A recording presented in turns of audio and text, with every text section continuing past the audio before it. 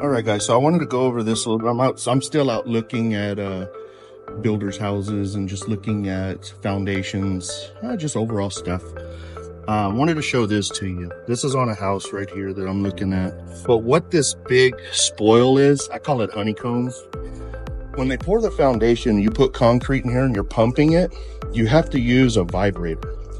So it's like a long metal rod hooked to a vibrating machine. You dip that vibrator down in the concrete, and that's what gets rid of all that stuff.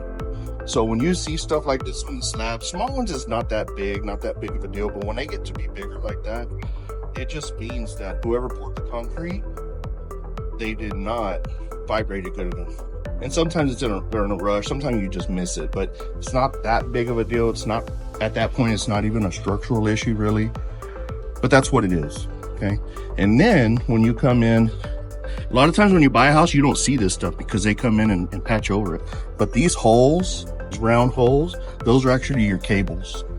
So what they do after they pour the slab, they get those cables tensioned and then they cover over them. So you won't know where the cables are. Now, if you have a cable in your house that pops, a lot of times it'll blow that ring off, so you'll know where the cable is.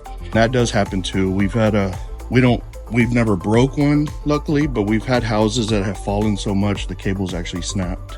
So you look right there how it's all spoiled. Got a bunch of honeycomb. Just wasn't vibrated that well.